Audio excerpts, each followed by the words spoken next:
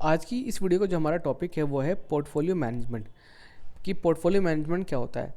अब portfolio management में एक हमारा होता है पोर्टफोलियो मैनेजर, तो हम उसके बारे में भी इस टॉपिक में हम जानेंगे। तो मैं आपको इन शॉर्ट बताता हूँ कि पोर्टफोलियो मैनेजमेंट में क्या होता है। देखिए, स्टॉक मार्केट में हमको पता है कि हम इन्वेस्टमेंट कर सकते हैं। मतलब सपोज दैट अगर मुझे कोई शेयर अगर बाय करना है तो उसके लिए मुझे अपना डीमेट अकाउंट और ट्रेडिंग अकाउंट ओपन करवाना है सिंपली, और मैं किसी भी कंपनी के शेयर में बाय कर सकता हूँ, ठीक है। बट अगर मैं ये चाहता हूँ कि हाँ कि मैं अगर 1 लाख रुपए कमाता हूँ महीने का और उसमें से मैं 40,000 रुपये मैं बचा लेता हूँ, मतलब 40,000 रुपये मेरी क्या है, मेरी सेविंग्स है, और मैं चाहता हूँ कि उसको कहीं इन्वेस्ट करूँ, तो उसका सबसे पहला रास्ता तो ये है कि मैं खुद से सीखूँ, है ना। मैं खुद से सीखूँ और उसके बाद मैं इन्वेस्ट करूँ। बट खुद से मुझे क्या सीखना है, मुझे ये सीखना है कि मैं अपना जो 40,000 रुपये है जो मैं बचा रहा हूँ उसको मैं कहाँ इन्वेस्ट कर सकता हूँ। तो मैं उसको इक्विटी में इन्वेस्ट कर सकता हूँ। इक्विटी मतलब मैं चाहूँ तो किसी कंपनी के शेयर वगैरह बाय कर सकता हूँ, या फिर मैं उसको डेट में इन्वेस्ट कर सकता हूँ, जो हमारे डेट इंस्ट्रूमेंट होता है उसमें, या फिर मैं सिंपली एफडी करवा लेता हूँ, ठीक है। बट अगर मुझे एक अच्छा खासा रिटर्न चाहिए, मैं चाहता हूँ कि मुझे 20% या फिर 30% मुझे जो रिटर्न है मिले। मतलब मैं चाहता हूँ कि मेरा जो एफडी में, देखिए एफडी में मेरा पैसा सेव है, ठीक है, वहाँ मेरा पैसा क्या है, वहाँ मेरा पैसा सेफ है। बट मैं चाहता हूँ कि मुझे और अच्छा रिटर्न मिले। तो अब इसके लिए मैं क्या कर सकता हूँ, उसके लिए या तो मैं खुद सीखूँ इक्विटी के बारे में, या फिर मेरे पास ना एक ऑप्शन और है कि मैं कोई पोर्टफोलियो मैनेजर, जो पोर्टफोलियो मैनेजर होगा, मैं उसको कर सकता हूँ कांटेक्ट, और वो मेरे बिहाफ पर इन्वेस्टमेंट करेगा, ठीक है। ये एक ऑप्शन है हमारे पास। और आमतौर पे मतलब जिनकी नेटवर्थ हाई होती है, ज़्यादा होती है। अब यहाँ पे ज़्यादा को अब जो डिफ़ाइन है हम कैसे कर सकते हैं, तो फॉर एग्ज़ाम्पल जैसे कि अगर आप 40 लाख रुपए, 50 लाख रुपए, इतना अगर आपकी अर्निंग है, ठीक है, 10 लाख 20 लाख, तो उस केस में आप जो पोर्टफोलियो मैनेजमेंट है, मतलब जो पोर्टफोलियो मैनेजमेंट है, आप उनसे कांटेक्ट कर सकते हो, और वो आपका पैसा आपके बिहाफ पर वो इन्वेस्ट करेंगे। और आपसे यही पूछेंगे कि आपका गोल क्या है, मतलब आपको पैसा कहाँ पे इन्वेस्ट करना है, जैसे इक्विटी में फिर डेट में, और आपका जो ऑब्जेक्टिव है वो क्या है, मतलब आपको जो रिटर्न है वो कितना चाहिए। फॉर सपोज दैट अगर आप उनको 5 लाख रुपए दे रहे हैं, तो ये 5 लाख रुपए आप इन्वेस्ट कहाँ करना चाहते हो, मतलब आप सेफ खेलना चाहते हो जैसे डेट में, या फिर आप चाहते हो कि नहीं मुझे मुझे इक्विटी में, ठीक है, मुझे स्टॉक मार्केट में इन्वेस्टमेंट करनी है। तो पोर्टफोलियो मैनेजमेंट सर्विसेज जो है एक अच्छा ऑप्शन है, आप उनका यूज़ कर सकते हैं और उसके थ्रू इन्वेस्टमेंट कर सकते हैं। तो यहाँ पर आप ऐसी मान के चलिए कि आपकी क्या है, एक पोर्टफोलियो मैनेजमेंट सर्विसेज है। तो यानी कि आप क्या करते हो, आप लोगों का पैसा उनके बिहाफ पर इन्वेस्ट करते हो। बट यहाँ पे एक सबसे बड़ा डिफरेंस ये है कि पोर्टफोलियो मैनेजमेंट सर्विसेज में जो अमाउंट इन्वेस्ट किए जाते हैं वो छोटे मोटे अमाउंट नहीं होते। मतलब वहाँ पे 10,000 20,000 रुपये नहीं, 1 लाख 2 लाख रुपये नहीं, इतना छोटा मोटा अमाउंट नहीं, बड़ा अमाउंट। तो इसीलिए पोर्टफोलियो मैनेजमेंट जो सर्विसेज होती है वो हर कोई अफोर्ड नहीं कर सकता। तो वहाँ पे क्योंकि जो इन्वेस्टमेंट अमाउंट है वो काफ़ी ज़्यादा है। तो आई थिंक अब आपको समझ में आ गया कि जो पोर्टफोलियो मैनेजमेंट है वो क्या करता है, वो लोगों का पैसा उनके बिहाफ पर इन्वेस्ट करते हैं, जो भी उनका इन्वेस्टमेंट का जो ऑब्जेक्टिव होता है कि अच्छा वो इन्वेस्टमेंट इसलिए करना चाहते हैं। इतना समझ में आ गया। बट ऐसा नहीं है कि हर कोई पोर्टफोलियो मैनेजमेंट सर्विसेज ओपन करके बैठ जाएगा, ये हर कोई नहीं कर सकता। तो यहाँ पर हम ये जानेंगे कि अगर आपको एक पोर्टफोलियो मैनेजमेंट एक सर्विस ओपन करनी है, या फिर मान लेते हैं कि ऑलरेडी कोई पोर्टफोलियो मैनेजमेंट सर्विस है अभी राइट नो मार्केट में, तो कौन कौन से लीगल प्रोसीजर उन्होंने वो अभी फॉलो कर रहे हैं और उन्होंने फॉलो किए होंगे जब उन्होंने एक पोर्टफोलियो मैनेजमेंट सर्विस उन्होंने बनाई होगी। जो स्टॉक ब्रोकर हैं वो भी पोर्टफोलियो मैनेजमेंट सर्विसेज दे सकते हैं। अब जो स्टॉक ब्रोकर इनको जो हमारे जो NSE BSE के जो ट्रेडिंग मेंबर है ना, तो वो भी चाहे तो पोर्टफोलियो मैनेजमेंट सर्विसेज वो दे सकते हैं, किसको, अपने क्लाइंट्स को। बट इसके लिए ना उनको एक लाइसेंस लेना होता है जिसे बोलते हैं PMS लाइसेंस, ठीक है, PMS लाइसेंस, ठीक है, यानी पोर्टफोलियो मैनेजमेंट सर्विसेज लाइसेंस। और साथ ही साथ अब यहाँ पे देखिए जो नेटवर्थ है वो भी उनकी हाई होनी चाहिए। और मतलब देखिए यहाँ पे इन्होंने सिंपल लिख रखा है कि ये जो सर्विसेज हैं ये किसको प्रोवाइड कराते हैं, जिनकी नेटवर्थ हाई है, ठीक है, हाई नेटवर्थ इंडिविजुअल्स। तो उसका भी मैंने एक बता दिया आपको, एक क्राइटेरिया है। देखिए वहाँ पर आप इनको लेके चलिए जिनकी इनकम 5 लाख रुपए से अबव, मतलब 5 लाख रुपए नहीं, थोड़ा सा और ज़्यादा मान लीजिए 10 लाख रुपए, ठीक है, 10 लाख 20 लाख रुपए मान के चलिए। तो ऐसे लोगों को आप बोल सकते हो कि हाँ कि उनकी हाई नेटवर्थ है। बट रियलिटी में देखा जाए तो थोड़ी सी मतलब अमाउंट थोड़ा सा और ज़्यादा लेके चलिए, ठीक है। बट जब जहाँ पे बात आती है स्टॉक ब्रोकर की तो मतलब 10 लाख 15 लाख रुपए मान के चलिए। अब इसके अलावा भी और भी सर्विसेज होती हैं जो कि इसमें प्रोवाइड की जाती है, मतलब जो पोर्टफोलियो मैनेजमेंट सर्विस होती है। देखिए यहाँ पे दो तरीके से सर्विस हो सकती है प्रोवाइड, या तो जो क्लाइंट है उसका पैसा उनके बिहाफ पर इन्वेस्ट किया जा रहा हो, या फिर जो क्लाइंट है वो चाहे तो उनसे एडवाइस ले सकता है और बदले में जो स्टॉक ब्रोकर है, ठीक है, या फिर बोल सकते हो आप जो पोर्टफोलियो मैनेजमेंट सर्विसेज हैं वो उनसे कुछ फीस, ठीक है, कुछ फीस वो चार्ज करती हैं। The stockbrokers makes the investment decision on behalf of the client and manages his portfolio। ये तो मैंने आपको बता दिया कि जो स्टॉक ब्रोकर होगा वो क्या करेगा, वो क्लाइंट के बिहाफ पर वो सारे डिसीजन लेगा और उनका पैसा वो इन्वेस्ट करेगा, साथ ही साथ उनका पोर्टफोलियो भी मैनेज करेगा। The portfolio manager decides the mix of securities that the investor will invest in, ठीक है। तो जो पोर्टफोलियो मैनेजर है वो ये डिसाइड करता है कि जो इन्वेस्टर का जो पैसा है वो किन किन सिक्योरिटीज़ में इन्वेस्ट करना है। बट साथ ही साथ हमें ये देखना है कि इन्वेस्टर क्या चाहता है, मतलब उसका ऑब्जेक्टिव क्या है। जैसे मैंने कहा ना कि अगर उसका ऑब्जेक्टिव है थोड़ा सेफ खेलना, तो वो बोलेगा कि आपको इन्वेस्टमेंट करनी है डेट में। तो अब अगर मैं पोर्टफोलियो मैनेजमेंट हूँ, अगर मैं मैं एक पोर्टफोलियो मैनेजर हूँ, तो मैं देखूंगा कि मार्केट में कौन कौन से डेट इंस्ट्रूमेंट अवेलेबल है, तो मैं अपने हिसाब से, अपनी नॉलेज के हिसाब से उसका पैसा इन्वेस्ट करूँगा। बस बाकी यहाँ पे जितनी भी चीज़ें हैं ना वो मैंने आपको जो भी बताई है वही है, ठीक है, इसके अलावा कुछ नहीं है। देखिए जो पोर्टफोलियो मैनेजर होते हैं वो कितने टाइप के होते हैं, तो वो आमतौर पे दो ही टाइप के होते हैं, एक होते हैं डिस्क्रिशनरी, एक होते हैं नॉन डिस्क्रिशनरी। तो डिस्क्रिशनरी में क्या होता है कि जो पोर्टफोलियो मैनेजर होता है वो अपने हिसाब से वो डिसीजन लेता है, मतलब आपने उसको पैसा दिया, फिर वो मार्केट को जज करता है और वो अपने हिसाब से वो डिसीजन लेता है। बट नॉन डिस्क्रिशनरी में क्या होता है कि वो कोई भी डिसीजन या फिर कोई भी ट्रेड लेने से पहले ना वो आपको कॉल करेगा, वो आपसे पूछेगा, तब जाकर वो उस ट्रेड को वो एग्जीक्यूट करेगा, अदरवाइज नहीं। तो ये होता है मेन डिफरेंस, ठीक है। अब हम बात करते हैं कि अगर एक पोर्टफोलियो मैनेजर अगर आपको बनना है तो उसके लिए किन किन चीज़ों की ज़रूरत है। तो सबसे पहली चीज़ आप कराना पड़ेगा रजिस्ट्रेशन, और उसके लिए आपको एक नॉन रिफंडेबल एप्लीकेशन फ़ीस देनी पड़ेगी जो होगी 1 लाख रुपीज़, ठीक है। ये एप्लीकेशन फ़ीस है, ध्यान रहे, और ये वापस नहीं होगी। और फिर उसके बाद जब आपको एक सर्टिफिकेट दिया जाएगा ना, ठीक है, तो उस टाइम पर आपको 10 लाख रुपए देना पड़ेगा, वो होगी आपकी रजिस्ट्रेशन फ़ीस। तो ये हो गई एप्लीकेशन फ़ीस 1 लाख, और ये हो गई आपकी रजिस्ट्रेशन फ़ीस 10 लाख रुपए। और उसको अपना जो रजिस्ट्रेशन है वो बनाए रखने के लिए उसको हर 3 साल में उसको 5 लाख रुपए देने होंगे। ये देखिए यहाँ पर लिखा हुआ है, to keep its registration in force shall pay fee of 5 lakh rupees every 3 years. अब यहाँ पर ये जो 3 साल का टाइम पीरियड है वो कब से स्टार्ट होगा, देखिए इसको थोड़ा सा मैं काट देता हूँ क्योंकि ये 2 बार हो गया, मतलब 2 बार लिख गया ये, ठीक है। तो यहाँ पे जो टाइम पीरियड है वो काउंट होगा जब आपको जो रजिस्ट्रेशन का जो सर्टिफिकेट है वो मिला है ना, तब से वो टाइम पीरियड वो काउंट होगा, ठीक है। तब से लेकर जब आपका जो टाइम पीरियड है वो ख़त्म होने वाला होगा, तो उससे आपको 3 महीने पहले, ठीक है, उससे 3 महीने पहले आपको 5 लाख रुपए आपको जमा करने पड़ेंगे, ठीक है।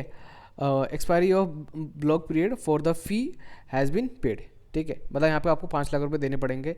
तो 3 अमाउंट हो गए, एक तो एप्लीकेशन फ़ीस हो गई, एक आपकी हो गई रजिस्ट्रेशन फ़ीस, और तीसरा हो गया अपना जो रजिस्ट्रेशन उसको बनाए रखने के लिए आपको हर 3 साल में आपको 5 लाख रुपये देने होंगे, ठीक है। अब आगे बढ़ते हैं। SEBI takes into account all matters which it deems relevant to the activities relating to portfolio management.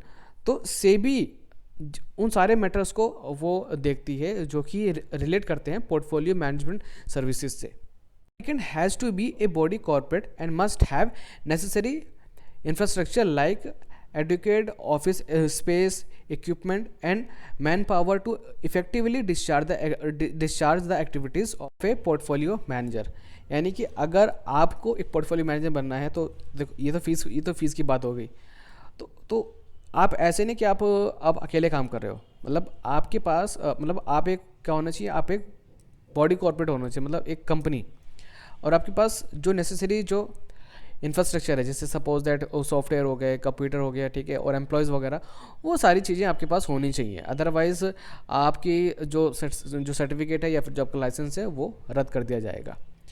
अब यहाँ पे हम देखते हैं कि जो एम्प्लॉयज़ हैं, ठीक है, वो आपको कौन कौन से चाहिए। तो एक तो उसमें चाहिए आपको कंप्लायंस ऑफिसर, और दूसरा है प्रिंसिपल ऑफिसर। ये रहा प्रिंसिपल ऑफिसर। तो जो प्रिंसिपल ऑफिसर होगा, आप वो कैसे पता करोगे कि हाँ कि एक पर्सन एक प्रिंसिपल ऑफिस है। तो उसके लिए एक क्वालिफ़िकेशन है जो कि हमारी सेबी पोर्टफोलियो मैनेजर्स रेगुलेशन 2020 में दी गई है। तो उस तो अगर उस पर्सन के पास अगर वो क्वालिफ़िकेशन है तो आप उसको एज ए प्रिंसिपल ऑफिसर आप उसको अपॉइंट कर सकते हो।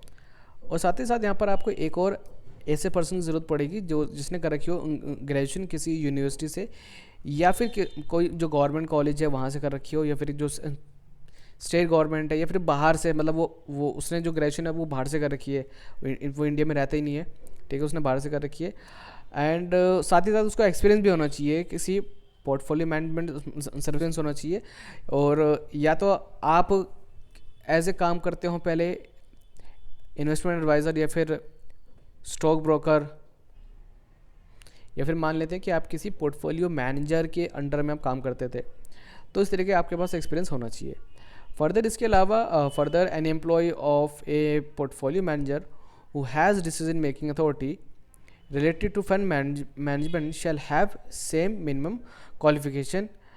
और यहाँ पे हम ये भी मान सकते हैं कि हो सकता है कि जो आप अपनी जो फर्म है या फिर मतलब जो अपनी कंपनी है वो अकेले नहीं चला रहे, कोई और भी पर्सन है, ठीक है, जो कि उस फर्म में या फिर उस कंपनी में डिसीजन लेता है, तो उसकी भी क्वालिफिकेशन सेम आपकी जैसी होनी चाहिए, जो अभी हमने डिस्कस करी थी ऊपर। अब यहाँ पे हम बात करते हैं प्रिंसिपल ऑफिसर के बारे में और डिटेल में। तो एक जो प्रिंसिपल ऑफिसर होगा उसकी एक प्रोफेशनल क्वालिफिकेशन होनी चाहिए, या तो फाइनेंस में, लॉ में, अकाउंटेंसी में, बिजनेस मैनेजमेंट में, ठीक है, या तो फिर वो CFA हो या फिर CA हो, ठीक है। तो ये उसकी एक प्रोफेशनल क्वालिफिकेशन होनी चाहिए, और एटलीस्ट उसके पास 5 साल का एक्सपीरियंस होना चाहिए। अब 5 साल के एक्सपीरियंस में जो स्टॉक मार्केट का एक्सपीरियंस है उसको वो भी होना चाहिए, ठीक है। अब including in a portfolio manager और ब्रोकर और इन्वेस्टमेंट एडवाइज़र, या फिर एज ए रिसर्च एनालिस्ट, या फिर एज ए फंड मैनेजर। ये इसकी बात कर रहे हैं हम, जो प्रिंसिपल ऑफिसर है उसकी। और उसके पास NISM की कुछ सर्टिफिकेशंस, और उसके पास कुछ सर्टिफिकेट भी होने चाहिए जो कि सेबी ने स्पेसिफाई कर रखे हैं, ठीक है, वो होना चाहिए।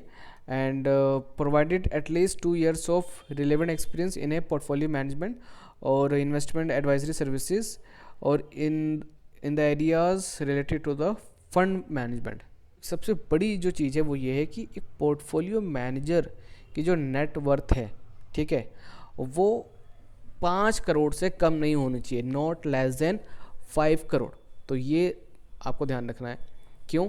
क्योंकि ये जो हमारा सेबी पोर्टफोलियो मैनेजर्स रेगुलेशन 2020 है उसके अंदर ये प्रेस्क्राइब कर रखा है। और एक पोर्टफोलियो मैनेजर जब भी कोई ट्रेड या फिर कोई इन्वेस्टमेंट करने जाएगा, ठीक है, तो उससे पहले क्या होगा कि जो उनका जो क्लाइंट है उसके साथ वो एक एग्रीमेंट कर ले, मतलब उसमें जो टर्म्स एंड कंडीशन है, जो भी राइट्स हैं क्लाइंट के, और जो उनके खुद के जो राइट्स हैं, और साथ ही साथ जो ऑब्लिगेशंस हैं, ठीक है, तो वो सारी चीज़ें डिस्कस होनी चाहिए एक एग्रीमेंट में, और दोनों के उस पर साइंस होने चाहिए, ठीक है, तभी जाकर वो इन्वेस्टमेंट कर पाए। मैं बात कर रहा था कि जो डिस्क्रिशनरी पोर्टफोलियो मैनेजर होते हैं वो कौन होते हैं, और नॉन डिस्क्रिशनरी पोर्टफोलियो मैनेजर होते हैं वो कौन होते हैं, ठीक है, ये तो आपको पता है, तो ये तो मुझे बताने की ज़रूरत नहीं। हाँ, बट यहाँ पे बस एक पॉइंट है वो मुझे बताने की ज़रूरत है कि जो हमारा नॉन डिस्क्रिशनरी पोर्टफोलियो मैनेजर होता है वो 50 लाख से कम की जो सिक्योरिटीज़ है या फिर फंड है वो एक्सेप्ट नहीं कर सकता है। The portfolio manager shall not accept from the clients funds और securities worth less than 50 lakh only. Portfolio manager होगा वो अपने जो क्लाइंट है उनकी सिक्योरिटीज़ या फिर उनका फंड यूज़ करके वो डायरेक्ट या फिर इनडायरेक्ट तरीके से कोई भी बेनिफिट अर्न नहीं कर सकता है, ठीक है, तो ये आपको ध्यान रखना है। And the discretionary portfolio manager shall invest funds of his clients in securities listed or traded on a recognized stock exchange, money market instrument, units of mutual funds, and other securities as specified by SEBI from time to time on behalf of their clients. तो यानी कि एक जो discretionary portfolio manager होगा वो client का जो fund है वो इन्वेस्ट कर सकता है, लेकिन उन सिक्योरिटीज़ में जो या तो लिस्टेड हो या फिर वो जो हमारा स्टॉक एक्सचेंज है वहाँ पर वो ट्रेड हो रही हो, या फिर जो मनी मार्केट इंस्ट्रूमेंट होते हैं उसके अंदर, और जो म्यूचुअल फंड यूनिट्स होते हैं उसमें, या फिर ऐसी सिक्योरिटीज़ जो कि सेबी ने स्पेसिफाई कर रखी है। ठीक है, तो सिर्फ उन्हीं में ही एक non discretionary portfolio manager client का पैसा इन्वेस्ट कर सकता है। अब जो हमारा नेक्स्ट टॉपिक है वो ये है, the portfolio manager provides to the client the disclosure document which contains the following. मतलब जो एक पोर्टफोलियो मैनेजर होता है ना, वो अपने क्लाइंट को एक डिस्क्लोजर डॉक्यूमेंट देता है, तो उसके अंदर ये सारी इन्फॉर्मेशन होती हैं। तो एक तरीके समझ लीजिए कि एक ऐसा डॉक्यूमेंट है जिसमें कुछ टर्म्स एंड कंडीशन लिखी होंगी और कुछ ऑब्लिगेशंस होंगी। फॉर एग्जांपल जैसे कि अब जो पोर्टफोलियो मैनेजर है वो अपने जो क्लाइंट हैं उनसे जो फीस है वो कैसे लेगा और कितनी लेगा। ठीक है, तो ये सारी चीज़ें उसमें स्पेसिफाई होनी चाहिए कि जो पेमेंट वगैरह, जो फीस वगैरह है। और अब हो सकता है कि जो पोर्टफोलियो मैनेजर है वो जो अपने क्लाइंट है वो सिर्फ उसको एक सर्विस नहीं दे रहा हो। ठीक है, हो सकता है वहाँ पर और भी सर्विस वो प्रोवाइड करा रहा हो, तो हर सर्विस के बारे में वो सेपरेटली वो बताएगा कि हाँ कि इस सर्विस के लिए वो इतना अमाउंट वो चार्ज करेगा। तो ये उसको पता होना चाहिए। सेकंड, ये भी पता होना चाहिए कि हर ट्रेड में यानी हर इन्वेस्टमेंट में कितना रिस्क इन्वॉल्व है, तो वो जो क्लाइंट है उसको ये सारी चीज़ें पता होनी चाहिए। और जो भी ट्रेड एक पोर्टफोलियो मैनेजर वो ले रहा है, मतलब जो भी इन्वेस्टमेंट वो कर रहा है क्लाइंट के बिहाफ पर, उसकी एक क्लियर कट नॉलेज होनी चाहिए उनके जो क्लाइंट है उनको। और साथ ही साथ अगर कोई ऐसी ट्रांजैक्शन होती है जो कि कॉन्फ्लिक्ट ऑफ इंटरेस्ट है, कॉन्फ्लिक्ट ऑफ इंटरेस्ट इसको समझिए कि जैसे मैं हूँ, ठीक है, मेरी कंपनी है तो मैं बनाता हूँ बर्गर। ठीक है, अब अगर मैं किसी और, अगर कोई और पर्सन आता है, ठीक है, अगर कोई और पर्सन आता है मतलब जिसने सेम यही काम खोला, उसे ये नहीं पता कि हाँ कि मैं बर्गर बेचता हूँ, और वो कह रहा है कि कि आप मेरी कंपनी में पैसा लगाओ। ठीक है, तो यहाँ पे आप समझिए कि देखिए बर्गर मैं भी बेचता हूँ, बर्गर वो भी बेच रहा है, तो अगर मैं उसकी कंपनी में इन्वेस्टमेंट करूँगा तो ये क्या हो जाएगा, एक कॉन्फ्लिक्ट ऑफ जो इंटरेस्ट है वो हो जाएगा। या फिर उसको ऐसे समझिए कि मेरा बिजनेस है कपड़े का, ठीक है, मैं बेचता हूँ कपड़े, बट मैंने एक कंपनी में इन्वेस्टमेंट कर रखी है जो कि बेचती है बर्गर।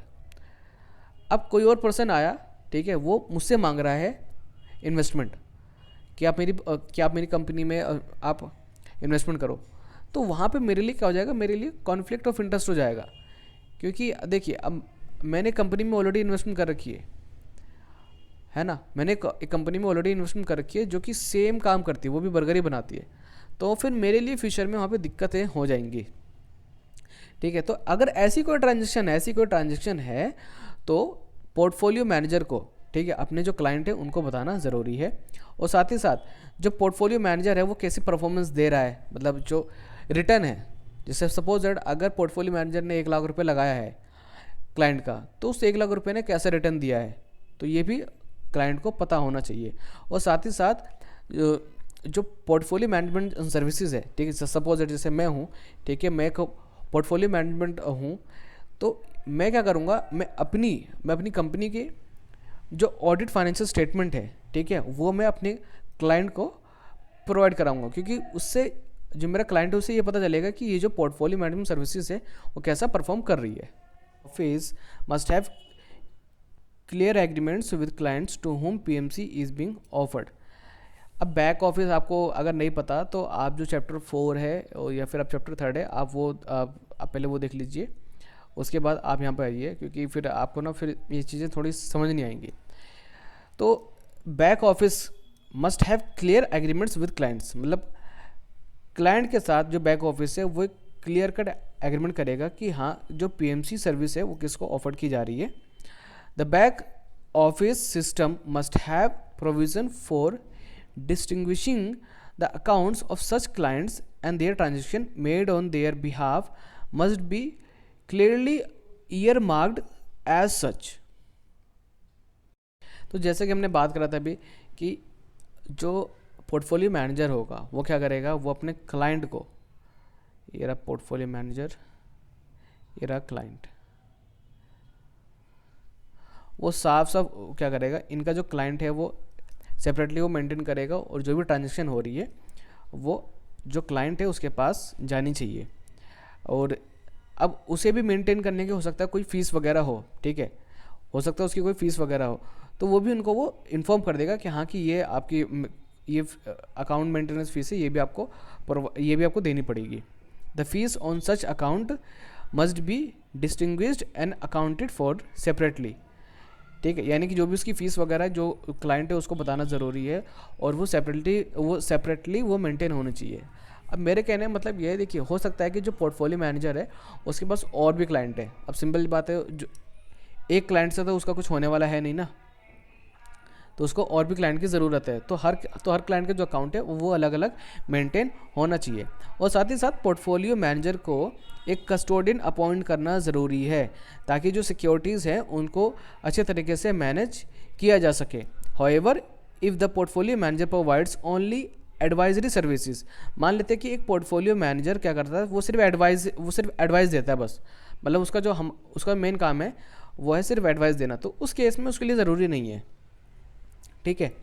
बट ध्यान रहे उसको ना सारे के सारे जो भी ट्रांजेक्शन हो रही हैं, ठीक है, और जो भी बुक्स ऑफ अकाउंट है उसको मेंटेन करके रखना ज़रूरी है। और उसके लिए जहाँ पे टाइम पीरियड दिया गया है वो 5 साल, मतलब एटलीस्ट 5 साल का तो उसके पास रिकॉर्ड होना चाहिए। एक जो स्टॉक ब्रोकर है वो रिसर्च रिपोर्ट की जो सर्विसेज है वो भी प्रोवाइड करा सकता है। अब ये जो रिसर्च रिपोर्ट है वो किस चीज़ की होगी, अब मैं एक कंपनी में मैं करना चाहता हूँ इन्वेस्टमेंट, ठीक है, बट मेरे पास इतना टाइम नहीं है कि मैं जो उसकी रिसर्च है वो कर सकूँ, मतलब जो कंपनी है वो कैसी है और जो उनकी पास्ट परफॉर्मेंस है वो कैसी रही है, कंपनी का मैनेजमेंट कैसा है, मुझे उसके बारे में कुछ नहीं पता। तो मैं चाहूँ तो जो स्टॉक ब्रोकर है, ठीक है, मैं उनसे रिसर्च रिपोर्ट की जो सर्विस है वो मैं ले सकता हूँ। तो उस केस में क्या होगा कि जो स्टॉक ब्रोकर है मुझे वो रिसर्च रिपोर्ट देगा। अब यहाँ पे आपको एक चीज़ ध्यान रखना है कि हर ब्रोकर रिसर्च रिपोर्ट की सर्विस प्रोवाइड नहीं कराता है, ठीक है। जो फुल सर्विस ब्रोकर होते हैं आमतौर पे वही आपको रिसर्च रिपोर्ट वो प्रोवाइड करवाते हैं। वो साथ साथ अगर कोई पोर्टफोलियो मैनेजमेंट सर्विस है तो वो भी आपको प्रोवाइड कराती है अगर आप उनके क्लाइंट हैं तो यहाँ पर जो रिपोर्ट है, ठीक है, कौन कौन सी हो सकती है, एक होती है फंडामेंटल रिसर्च, एक होती है स्टॉक रिसर्च, एक होती है डेली, वीकली और फोर्टनाइटली और मंथली न्यूज़लेटर्स, ठीक है, special reports to cater to needs of some investors. और बहुत सारे क्लाइंट ऐसे होते हैं जो कि पर्टिकुलर सेक्टर से रिलेटेड जो कंपनीज होती हैं सिर्फ उन्हीं के जो रिसर्च रिपोर्ट है बस वो चाहते हैं, ठीक है। तो ऐसी सर्विसेज भी जो क्लाइंट है वो अपने स्टॉक ब्रोकर से वो ले सकते हैं। ये चाहता हो कि उसको ना जो स्टॉक ब्रोकर है बस ये एडवाइस करे कि कौन सा स्टॉक बाय करना है, कौन सा सेल।